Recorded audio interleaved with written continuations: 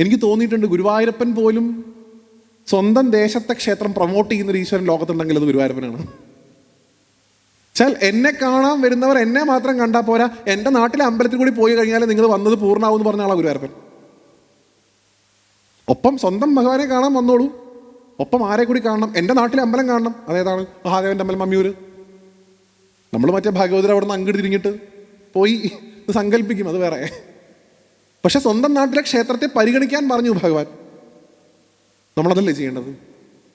എനിക്ക് തോന്നിയൊരു ചിന്തയാണ്, തെറ്റുണ്ടെങ്കിൽ നിങ്ങൾക്ക് തിരുത്താം. സാധാരണ ഏത് ക്ഷേത്രത്തിലും ഉത്സവം ഒന്നേ പതിവുള്ളൂ. ഇപ്പോൾ ഒരു താലപ്പൊലി ഉണ്ടെങ്കിൽ ഒരു താലപ്പൊലി, ഒരു വേല ഉണ്ടെങ്കിൽ ഒരു വേല, ഒരു പൂരം ഉണ്ടെങ്കിൽ ഒരു പൂരം, അതേ പതിവുള്ളൂ. ഗുരുവായൂർ 2 താലപ്പൊലിയുള്ള സ്ഥലമാണ്. ഭഗവതിയുടെ കളമെഴുത്ത് പാട്ട് തുടങ്ങുന്ന സമയത്ത് ഒരു പിള്ളേര് വക താലപ്പൊലിയും, 2 അത് കഴിയുന്ന സമയത്ത് ദേവസ്വം വക താലപ്പൊലിയും. ഈ 2ാമത്തെ താലപ്പൊലി നടത്തുന്നത് ആരാ? ഗുരുവായൂർ ദേവസ്വം. അത് ഗുരുവായൂരപ്പൻ നടത്തുന്ന താലപ്പൊലിയാണ്.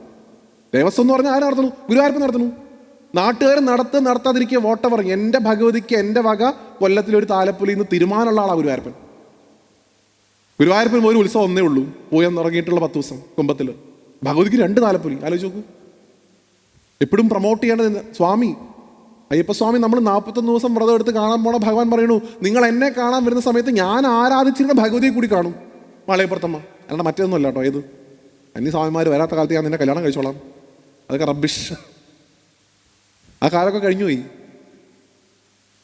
സാക്ഷാൽ മധുര മീനാക്ഷി എന്നുള്ള സങ്കല്പത്തിലാണ് ആരാധിക്കപ്പെടുന്നത്. പന്തളം രാജകുടുംബത്തിന്റെ പരദേവതാ സങ്കല്പമാണ്. സ്വാമി അവിടെ ചെന്നിരുന്നപ്പോൾ സ്വാമി ഉപാസിക്കുന്ന ദേവത അവിടെ ഉണ്ട്. സ്വാമി എന്നെ കാണാൻ വരുന്നവരൊക്കെ എന്നെ മാത്രം കണ്ടാൽ പോരാ, എൻ്റെ ഭഗവതിയെ കൂടി കാണൂ. സങ്കല്പമാണ്. എല്ലാ ഈശ്വരന്മാരും എന്താ പറഞ്ഞുകൊണ്ടിരിക്കുന്നത്? നമുക്കാണ് നമ്മുടെ ദേശക്ഷേത്രത്തിന്റെ പൈതൃകത്തിൽ പല ആളുകൾക്കും ഇന്ന് ഈ എക്സ്പോർട്ട് ചെയ്യപ്പെടുന്ന ഭക്തി കൊണ്ടുണ്ടാവണ സംശയം. സ്വന്തം പൈതൃകത്തെക്കാൾ വലുതാണ് മറ്റെന്തോ എന്നുള്ള തോന്നൽ. ഞാൻ എന്നൊക്കെ ഗുരുവായൂർ വന്നിട്ടുണ്ടോ അന്നൊക്കെ തിരുമാന്താകുന്നമ്മയെ പോയി കണ്ട് ഞാൻ വരുന്നവർ നല്ല കുട്ടിയായിട്ട് ഇരിക്കണം കേട്ടോ എന്ന് പറഞ്ഞിട്ടേ ഞാൻ ഇങ്ങോട്ട് വന്നിട്ടുള്ളൂ. അത് ഞാനും അമ്മയും തമ്മിലുള്ള ബന്ധമാണ്.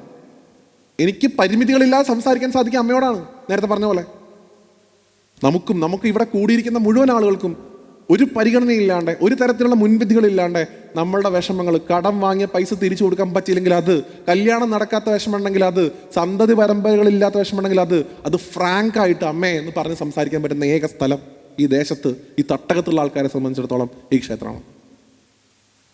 കാരണം ഈ അമ്മയ്ക്ക് നമ്മുടെ പൂർവികരെ കുറിച്ച് പോലും അറിയാം. നമ്മുടെ പൂർവികർ നടന്ന മണ്ണിലൂടെയാണ് നമ്മളിവിടെ നടന്നുകൊണ്ടിരിക്കുന്നത്. നമ്മുടെ കാരണവന്മാർ ചവിട്ടിയ മണ്ണിലാണ് നമ്മൾ ചവിട്ടിക്കൊണ്ടിരിക്കുന്നത്. അത്രയധികം നമ്മളെക്കുറിച്ച് അറിയുന്ന, നമ്മുടെ ഇപ്പോൾ പറയുമല്ലോ, ഇപ്പോൾ നന്ദഗോവിന്ദ ഒരു ഇവൻ്റ് ഒക്കെ നടത്തുന്നത് റൂട്ട്സ് ആണ്. അത്രയും നമ്മുടെ വേരുകളെ കുറിച്ച് അറിയുന്ന ഒരു ഭഗവതിയാണ് ഇവിടെ ഉള്ളത്. അമ്മയ്ക്ക് അറിയണ പോലെ നമുക്ക് പോലും അറിയില്ല. അത്രയധികം സ്നേഹമുള്ളൊരു ഭഗവതി. ആ ഭഗവതിയോട് ഒരിക്കലും നമുക്ക് ഭയം ഉണ്ടാവരുത്. എനിക്ക് അങ്ങനെ ഒരു വലിയ പ്രശ്നമുണ്ട്. ഇന്നിപ്പോൾ ഒന്ന് പറഞ്ഞ് ഭദ്രകാളി എന്ന് പറഞ്ഞ ആൾക്കാർ നിന്ന് വരയ്ക്കാൻ തുടങ്ങുകയാണ്. ഇത്രയധികം സ്നേഹമുള്ള, ഇത്രയധികം ആളുകളോട് വാത്സല്യമുള്ള, ഇത്രയധികം ആളുകളെ മക്കളെ എന്ന് അഭിസംബോധന ചെയ്യുന്ന ഒരു ഭഗവതിയാണ് നമ്മൾ ഭയക്കുന്നത്. അപ്പോൾ നിങ്ങളെ കൂടുതൽ പേര് അമ്മമാരല്ലേ. ഞാൻ നിങ്ങളുടെ വീട്ടിലൊരു ഗസ്റ്റായിട്ട് വന്നു കഴിഞ്ഞാൽ, ഞാൻ ചില പ്രഭാഷണങ്ങൾക്ക് പോകുമ്പോൾ ഉണ്ടാവണ എൻ്റെ ഒരു ദുർഗതി നിങ്ങൾ വിചാരിക്കുന്ന പോലെ അത്ര എളുപ്പമുള്ള പരിപാടിയൊന്നുമല്ല. ഈ പ്രഭാഷണത്തിന് ഒരു സ്ഥലത്തൊക്കെ പോയി കഴിഞ്ഞാൽ പ്രഭാഷണം തുടങ്ങാൻ വൈകുകയാണെങ്കിൽ അവിടെ സംഘാടകരുടെ വീട്ടിൽ കൊണ്ടുപോയിട്ട് അവിടെ പോയി ഇരുന്നോളം പറയും, ഇവിടെ ഇരുന്നോ പറയും. ആദ്യം നാരങ്ങവെള്ളം തരും. ചൂടുകാലം ആണെങ്കിൽ സാധാരണ എന്താ പതിവ്, മഴക്കാലം ആണെങ്കിൽ ചായ കിട്ടും. അത് കഴിഞ്ഞിട്ടും പരിപാടി തുടങ്ങാൻ സമയം ഉണ്ടെന്നുണ്ടെങ്കിൽ ഇവർ അമേരിക്കയിലോ മലേഷ്യയിലോ ഒക്കെ പോയ ആൽബം കൊണ്ടുവന്നിട്ട് ഇത് നോയിക്കോളൂ എന്ന് പറയും. എന്നിട്ടും സമയം ഉണ്ടെങ്കിൽ ആ വീട്ടിലത്തെ കുട്ടി എടുത്തിട്ട് മടിയിൽ വെച്ചിരും, ഇതിനെ കളിപ്പിച്ച് വിട്ടിരുന്നോളൂ. ഗംഭീരാണ്. ചിലയിടത്ത് ചില സമയത്തൊക്കെ ഉണ്ടാവാൻ ഒരു അമ്മ കുട്ടിയെ പിടിക്കാൻ ഓടിയിട്ടുണ്ട് പണ്ട്, ഈ കോഴിയെ പിടിക്കാൻ ഓടണ പോലെ. കാരണം ഇതിനെടുത്ത് മടിയിൽ വെച്ച് തരണമല്ലോ. ആ കുട്ടി ഉറക്കെ അതിൻ്റെ അച്ഛനെ കണ്ട സമയത്ത് അച്ഛനാണ് സ്വർഗം എന്നുള്ള ഭാവത്തിൽ അച്ഛനടുത്ത് ഇങ്ങോട്ട് ഓടിപ്പോയിട്ട് അച്ഛനെ കെട്ടിപ്പിടിച്ചിട്ട് അച്ഛൻ്റെ ഫ്രണ്ട്സും അമ്മയുടെ ഫ്രണ്ട്സും ഒക്കെ കേൾക്കട്ടെ എന്ന് കരുതിയിട്ട് ഉറക്കെ ആർത്ത് വിളിച്ച് പറഞ്ഞിട്ടുണ്ട്, എനിക്ക് അമ്മയെ പേടിയാണേന്ന്. അത് കേൾക്കുമ്പോൾ ഉണ്ടാവുന്ന ഒരു അമ്മയുടെ മാനസികാവസ്ഥ എന്താണെന്ന് നിങ്ങൾ സ്വയം പരിശോധിക്കുക. സ്വന്തം കുട്ടി എനിക്ക് അമ്മയെ ഭയമാണ് എന്ന് പറയുമ്പോൾ അമ്മ അങ്ങനെ കൊള്ളാം, എന്നെ പേടിയുണ്ട്, അങ്ങനെയാണോ? അമ്മയ്ക്കുണ്ടാവണ വിഷമം മനസ്സിലാക്കുക. ആ സമയത്ത് എന്നെ എൻ്റെ മകൻ ഭയക്കുന്നു, എന്നെ എൻ്റെ മകൾ ഭയക്കുന്നു. ഈ കോംപ്ലക്സ് ഏറ്റവും കൂടുതലുള്ളൊരു ദേവതയാണ് ഭദ്രകാളി. അമ്മയ്ക്കൊരു ഭാവമുണ്ട്. നിങ്ങൾ കളമെഴുത്തുപാട്ട് ഇവിടെ നടത്തുന്നുണ്ടെങ്കിൽ കളമ്പാട്ട്, കല്ലാറ്റുകുറുപ്പ് സമ്പ്രദായത്തിലെ കളമ്പാട്ട് വായിക്കണം. അമ്മ ഏറ്റവും കൂടുതൽ കൺസേൺഡ് ആയിട്ടുള്ളത് അമ്മയെ കാണാൻ ഭംഗിയില്ല എന്നൊരു തോന്നൽ അമ്മയ്ക്കുണ്ട്. അമ്മ വിരൂപയാണെന്നൊരു ഭാവം അമ്മയ്ക്കുണ്ട്. അപ്പം അമ്മയെ കണ്ട് ഭയക്കൂടെ ചെയ്ത് കഴിഞ്ഞാൽ അമ്മയുടെ വേദന എത്രത്തോളം ഉണ്ടാവും ആലോചിച്ച് നോക്കൂ. സ്വാഭാവികമായിട്ടും അമ്മയ്ക്ക് തോന്നലുണ്ട്. നിങ്ങൾ കളമ്പാട്ട് വായിക്കും, നമ്മൾ നാടോടി കഥകളിലൂടെ പോയാൽ മതി. ഞാൻ ചരിത്രവും അല്ലെങ്കിൽ തന്ത്ര സമുച്ചയത്തിൽ എന്താണെന്നും പറയുന്നില്ല.